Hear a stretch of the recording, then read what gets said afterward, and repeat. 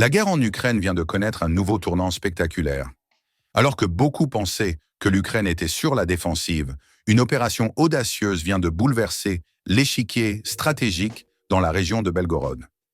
Bienvenue dans cette analyse détaillée où nous allons décrypter comment cette offensive surprise pourrait changer la dynamique du conflit. Le 21 avril dernier, l'Ukraine a lancé une frappe massive qui a pris de court les forces russes stationnées à Belgorod. Un coup de théâtre qui rappelle étrangement l'incursion de Koursk d'août 2024, mais avec des différences cruciales qui pourraient rendre cette nouvelle opération encore plus dévastatrice pour Moscou. Pour comprendre l'ampleur de ce qui se joue, remontons quelques mois en arrière. Après 6 mois d'affrontements acharnés, la Russie avait finalement réussi à reprendre la majeure partie des territoires occupés dans la région de Koursk. Le plan du Kremlin semblait alors limpide. Redéployer ses troupes vers le front du Donbass pour y porter un coup décisif. Ce que Poutine n'avait pas anticipé, c'est la capacité de l'Ukraine à repousser sans cesse les limites conventionnelles de cette guerre. L'offensive de Belgorod n'a pas débuté le 21 avril, mais fin mars, avec une série d'incursions limitées. L'objectif initial était similaire à celui de Koursk, détourner les forces russes du Donbass, où les deux camps s'enlisèrent depuis fin 2024. Mais l'Ukraine faisait face à un nouveau défi. Contrairement à Koursk, la présence militaire russe était déjà solidement établie à Belgorod, avec environ 62 000 soldats en cours de redéploiement depuis Koursk vers le Donbass. Ce qui distingue véritablement cette offensive, c'est l'approche radicalement différente adoptée par les forces ukrainiennes. Plutôt que de simplement chercher à occuper du territoire, l'Ukraine a orchestré une opération combinant bombardement stratégique et démilitarisation ciblée. La frappe du 21 avril en représente l'illustration parfaite.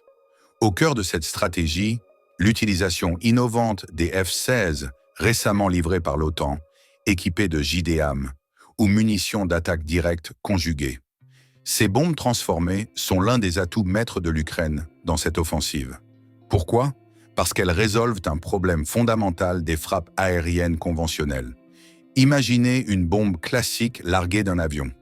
Sans guidage, elle ne parcourt que quelques kilomètres, avec une précision limitée en raison de la résistance de l'air. Les JDAM changent complètement la donne en ajoutant des systèmes de guidage inertiels couplés à des récepteurs GPS avancés, ainsi que des ailes aérodynamiques. Résultat ?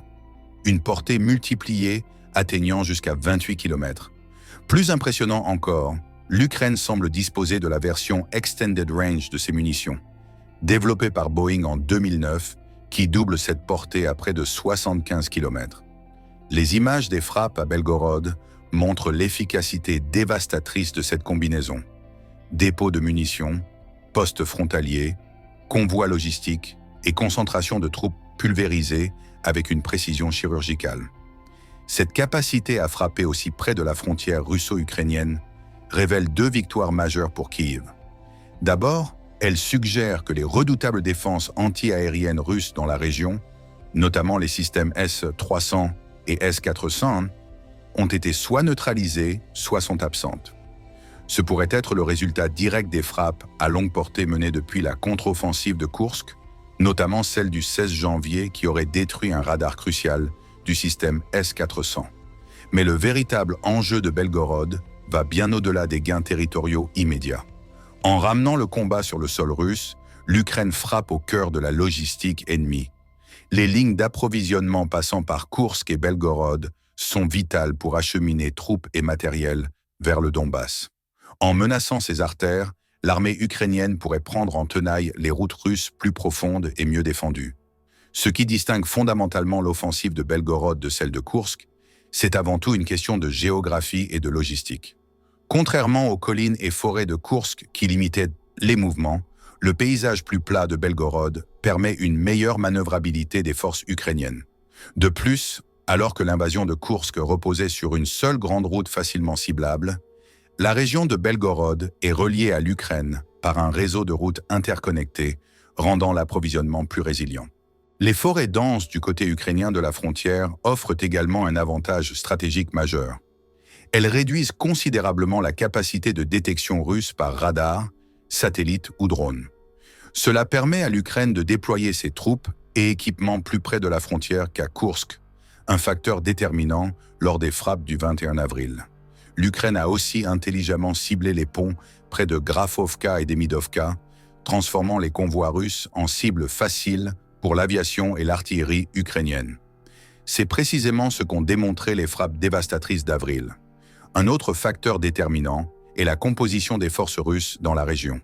Les unités stationnées en territoire russe sont principalement des conscrits, moins formés et moins bien équipés que les troupes de professionnels déployées en Ukraine. Ainsi, lors de l'attaque initiale, l'Ukraine a rencontré une résistance limitée, permettant à chaque frappe subséquente de pénétrer plus profondément en territoire russe. Ce qui distingue radicalement cette offensive de celle de Koursk, c'est la puissance de frappe dont dispose désormais l'Ukraine. En août 2024, sa flotte de F-16 venait tout juste d'être livrée et était prioritairement affectée à la défense du Donbass. Aujourd'hui, cette flotte a triplé grâce aux contributions des Pays-Bas, de la Norvège, du Danemark, de la Belgique et de la Grèce. La France a également fourni entre 6 et 12 Mirage 2005F, particulièrement adaptés aux opérations de supériorité aérienne et d'attaque au sol. Plus crucial encore, en novembre, l'administration Biden a finalement autorisé l'Ukraine à utiliser des missiles américains pour frapper le territoire russe en profondeur. Cette décision a été suivie par d'autres pays de l'OTAN, comme le Royaume-Uni et la France.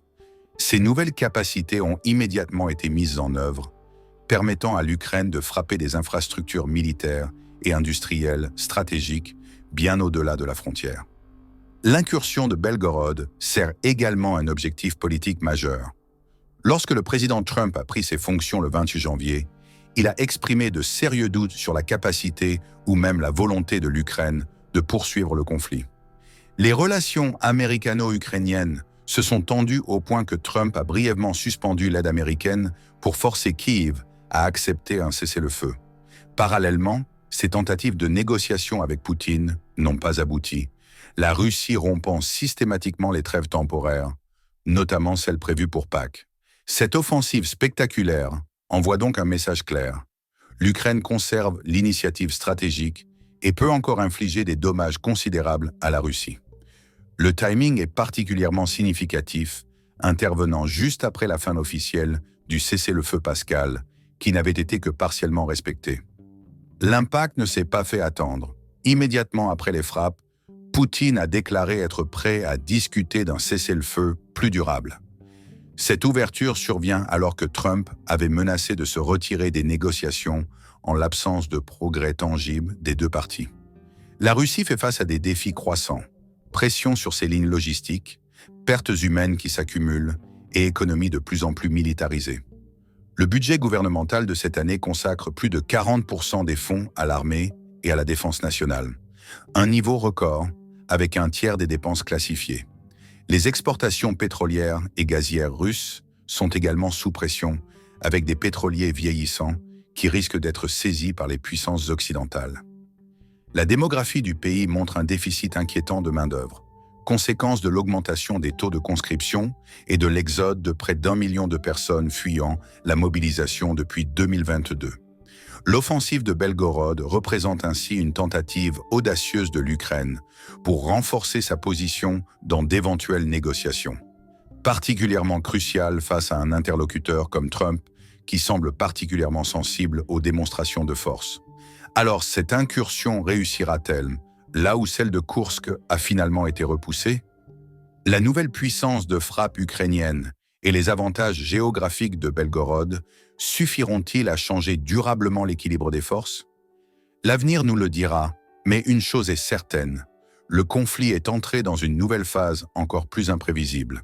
N'oubliez pas de vous abonner pour suivre nos analyses des développements en Ukraine et sur les autres théâtres de conflit dans le monde. Merci de votre attention.